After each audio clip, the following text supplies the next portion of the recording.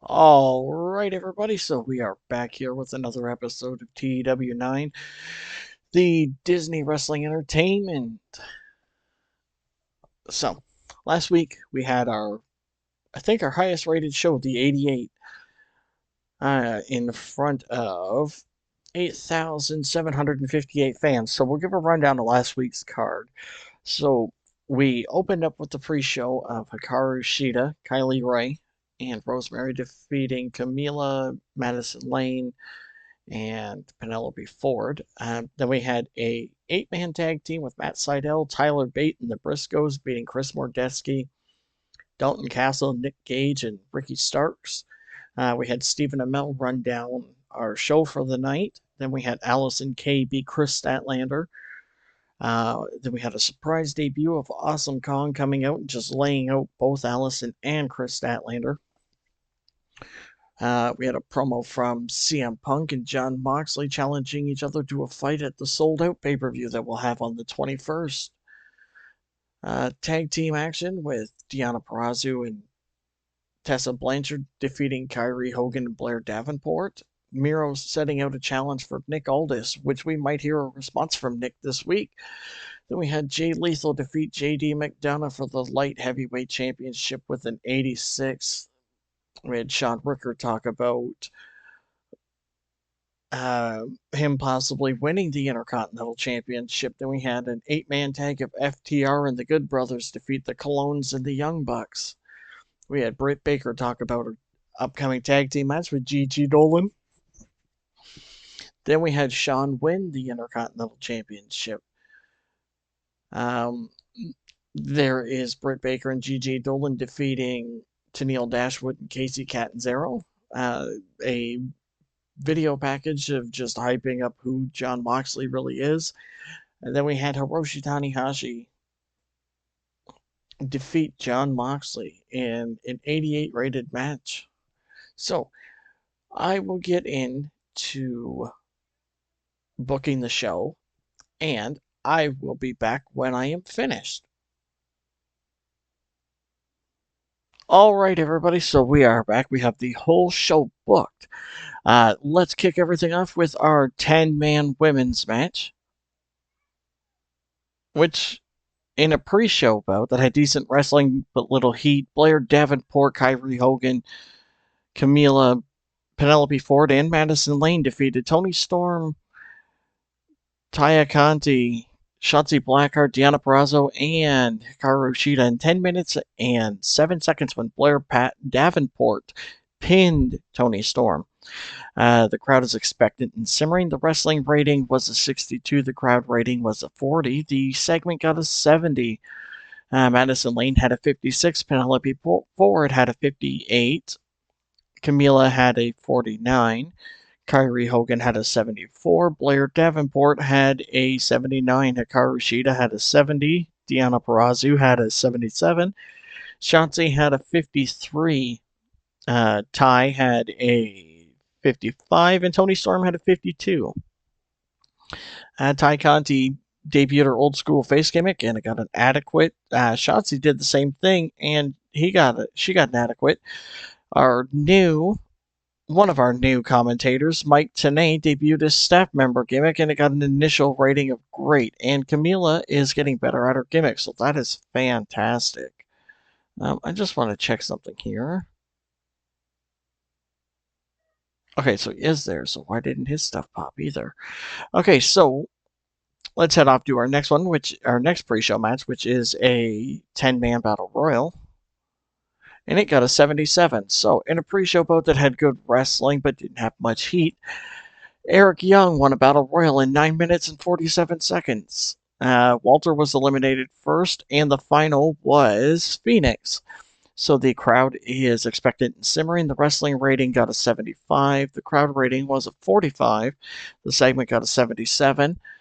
Dragon Lee seemed off his game. Matt Sydal was off his game. And Zack Sabre Jr. is getting better at his gimmick.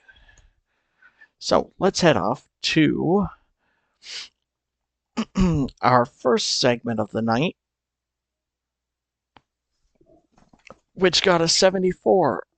And it was just an angle, well, I should have did it as an interview, of Stephen Amell just running down tonight's cards. What's up, DW fans? Welcome to Tuesday Night Titans. Tonight we've got a lineup so stacked it's almost too big to fit into one show, so buckle up, because this is going to be unforgettable. First up, we have our triple threat main event, and that's going to be intense as it gets. Miro versus Pac versus Stu. Three of the toughest, most dangerous competitors in the business, all battling out to prove who will get the DWE World Championship. Miro wants to bulldoze his way to the top. Pac's out to prove he's the best technical wrestler on the planet. And Stu, well, let's just say he's got a lot of proof tonight. This match is going to be pure fireworks. And that's not all. We got a showdown between two legendary teams. CM Punk and Hiroshi Tanahashi and Jon Moxley and the DWE World Champion himself, Nick Aldis. And for you fans looking for pure heavyweight chaos, we have James Storm going one-on-one with Jacob Fatu, the Cowboy against the Samoan Werewolf, two warriors who don't know the meaning of the word quit. I can guarantee you this match will be intense, because when James Storm and Jacob Fatu are in that ring, somebody is going down.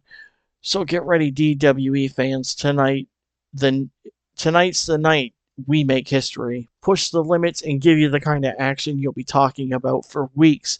Welcome to Tuesday Night Titans, and let's get the show started. So there's nothing specific to say about it. The crowd is simmering, which is weird because last week he got a 70 and it got the show off to a hot start. This week it's just nothing. So let's head into our first match, which is a women's tag team match, which got a 76. Hey, that's not too bad. That's not too bad at all. In a decent match, Awesome Kong and Gigi Dolan defeated Chris Statlander and Allison Kay in 10 minutes and 7 seconds, when Awesome Kong pinned Allison Kay with her flying splash. The match was designed to tell a specific story. The crowd is hot and rising. The wrestling rating is a 68. The crowd rating is 48. The segment is 76. Allison Kay had a 73. Chris Statlander had a 70. Gigi Dolan had a 62. And Awesome Kong had a 69. Ric Flair did good work at ringside. And this match got the crowd hotter. So that's actually really great. So let's hop into the next segment. Which got a 54. Man. In a poor 2-minute angle, we saw Allison. So it's pretty much just Awesome Kong laying everybody out again like she did last week. So I should have did intimidation instead of character development. But it got the crowd hot, so the crowd is hotter, so that's fantastic. So let's head into the next segment, which is a promo from CM Punk. Mox, you and I might be standing on the same side tonight. Well, that doesn't make sense because they're not. Mox, you love to run your mouth, talk about how you're the toughest, the meanest, the most relentless fighter in this business, but tonight, you're going to find out firsthand I'm every bit as relentless, only I bring precision to the ring that you've never seen. You think you've been to war? Well, tonight, you're not getting a front row seat to what a real fight looks like. So keep up, Mox, because I'm stepping into the ring with one purpose: to prove that when it comes down to it, I'm the guy who can do what nobody else can do. And if you want to call me the best in the world tonight, I'll make sure you don't forget it. So, in an excellent 4-minute interview, we saw Punk cut a promo.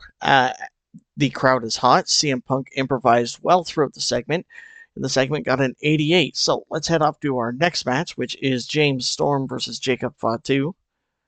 And in a wild brawl that had good wrestling but didn't have much heat, Jacob Fatu defeated James Storm in 7 minutes and 54 seconds with a Samoan drop. So the crowd is hot.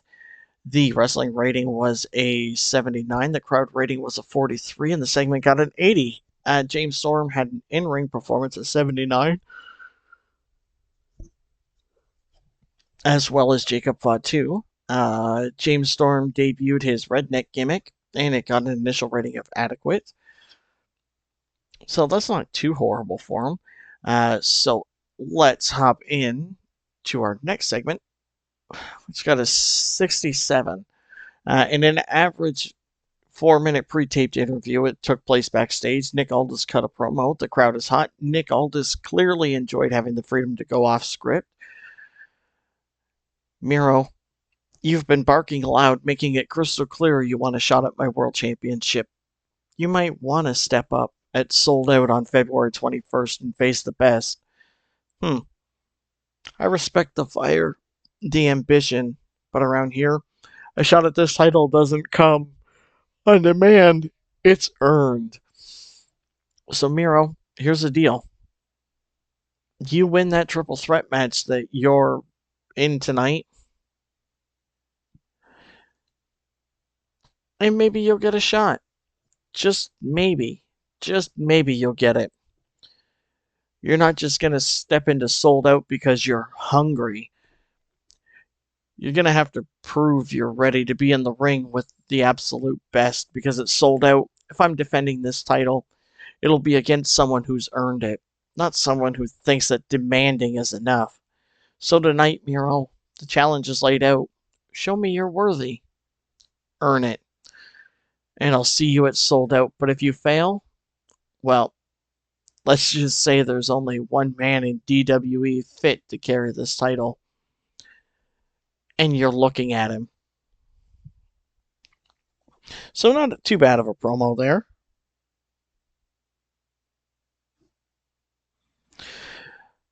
He also enjoyed, going off the script, so that's not too bad. So let's head into our next match, which is a Falls Count Anywhere match. In a bout that had good wrestling but didn't have much heat, Tommy Dreamer defeated Nick Gage in a Falls Count Anywhere match in 9 minutes and 37 seconds by way of pinfall with his Death Valley driver. The crowd is still hot. The wrestling rating was a 73. The crowd rating was a 45. The segment got a 78.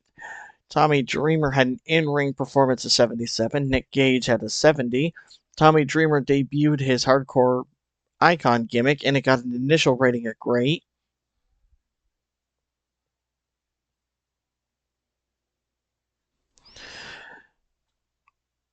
Let's check out the dirt sheets and see what's up. Why it wasn't too hot there. Physical gimmick or physical condition for both of them. Nick had an awful gimmick. Yeah, so pretty much just their physical conditions, their declining physical abilities. Nick Gage's awful gimmick, and the commentary has low experience. So I did sign new people, just so everybody knows. I signed Mike Tenay and Nigel McGuinness to do our commentary. So hopefully we'll get a lot better scores now. We won't have any horrible things. They have Mike Tenay has a rating at 85, and Nigel has a 95 for color. So hopefully things will get a lot better with that. So let's head up into our next promo from Britt Baker, which got a 71. Hey, that's the best one she's gotten so far. So in an average 5-minute angle, Britt Baker was working the crowd. The crowd at the end is hot, and the angle got the crowd hotter. All right, listen up. It seems to me that the DWE locker room could use a little lesson in what real competition looks like. Week after week, I've been waiting for someone to step up and show me they belong in the ring with Dr. Britt Baker, DMD. But so far, I'm not impressed. So here's what we're going to do. Tonight, I'm issuing an open challenge to anyone in the locker room who thinks they've got what it takes to step up and show me something. It doesn't matter who you are or what you think you're made of. If you want a shot at proving yourself, get out here, and I'll show you exactly why I'm at the top of this division. So, let's see who is going to answer Britt Baker's challenge. And it's Kylie Rae. Hey, Kylie Rae.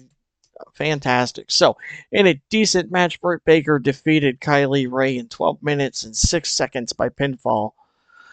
Britt Baker makes defense number 1 of her DWE Women's Championship. The crowd at the end is very hot. The wrestling rating was a 69. The crowd rating is a 49. And this segment got a 79. So Britt Baker had an in-ring performance of 72. And Kylie Rae had an in-ring performance of 66. So not too bad. Britt Baker is getting better at her gimmick. I don't remember what her gimmick even is. We'll have to check that out later on. So let's head off to our next segment now. Which got a 65, so that's not too bad. So in an average 4 minutes, we saw Britt Baker work the crowd and the now debuting Celeste Boyan.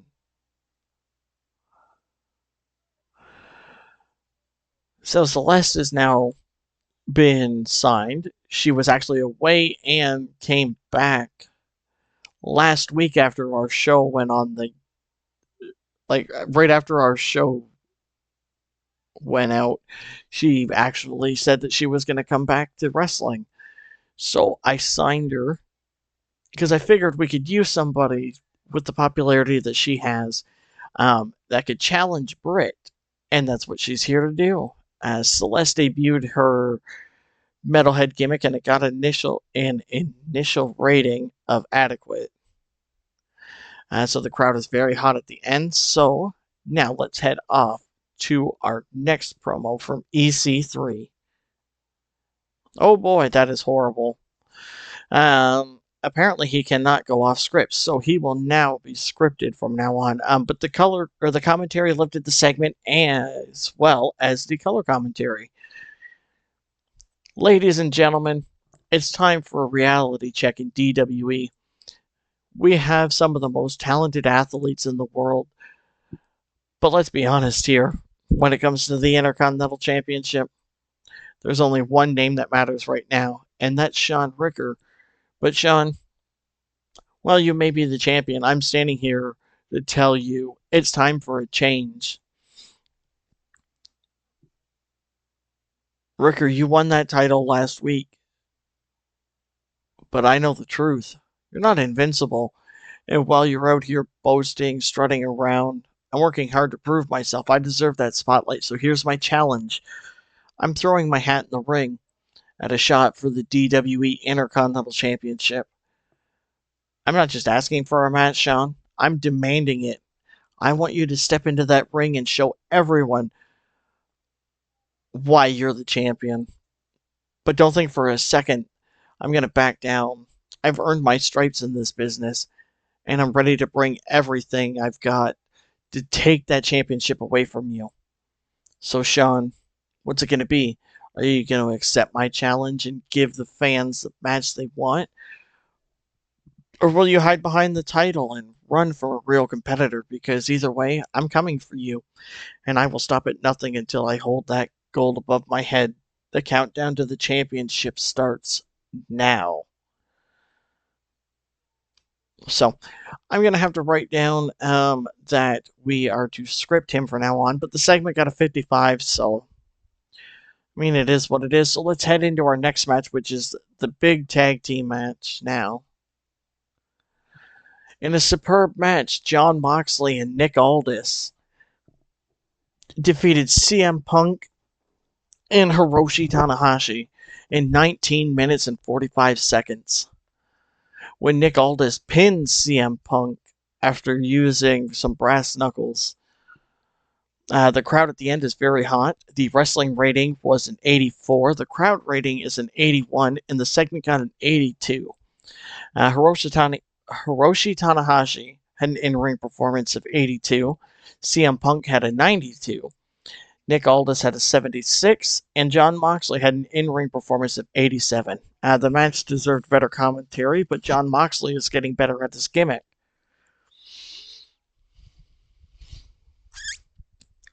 So that's not too bad of a match. I really want to see. So yeah, everybody physical condition and holding back was pretty much everything.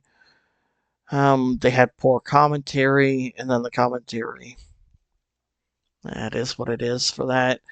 It'll just take a little bit of time for us to get in there and everything and get them all worked out and, get some experience behind them.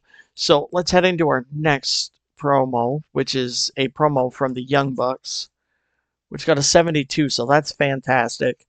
So in an average 5-minute interview, which took place backstage, the Young Bucks cut a promo on the Good Brothers. The crowd heat at the end is very hot, and Nick Jackson improvised real well throughout the segment. Hey, DWE fans, you know who we are. We're the Young Bucks, and we got something to say. That's right. We've been watching the Good Brothers strut around here with our DWE World Tag Team Championships, and let's just say it's time to bring those titles back home where they belong. You see, we've had our fair share of ups and downs since coming to DWE, but we're not just going to sit back and wait for an opportunity to come knocking. We've got a plan, and trust us, it's a good one.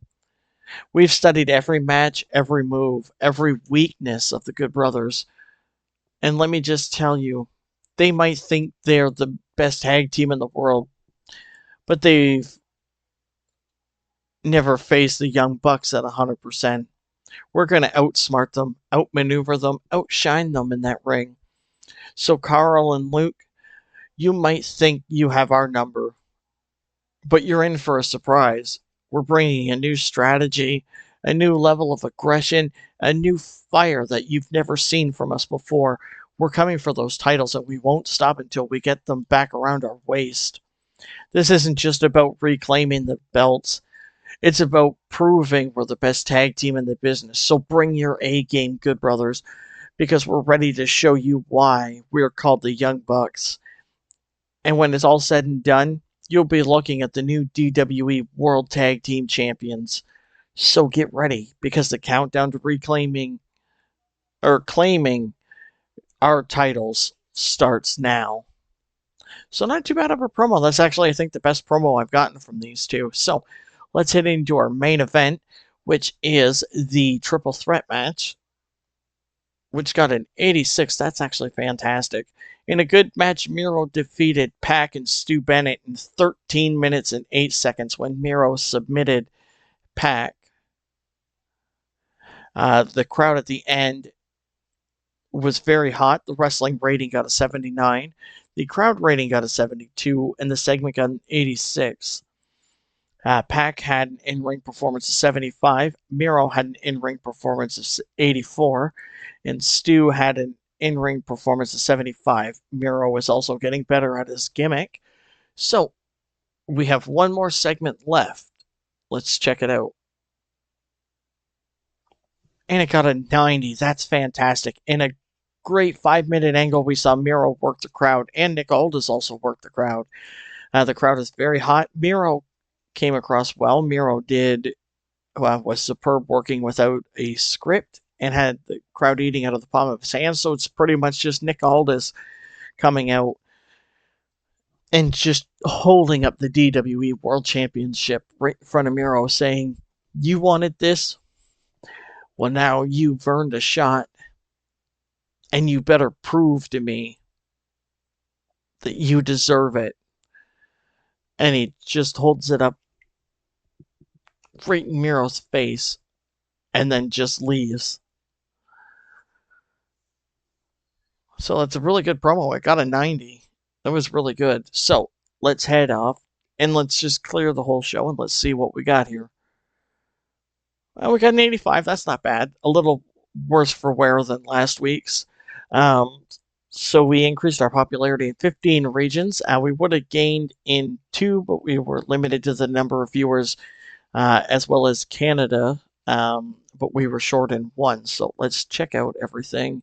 The financial report, we made $261,301. And our recap. So we didn't really go up anywhere yet, but that's okay. The post show is completed. Now we can move on from the evening phase. Okay, so that is everything from tonight. I will see you all in the next one.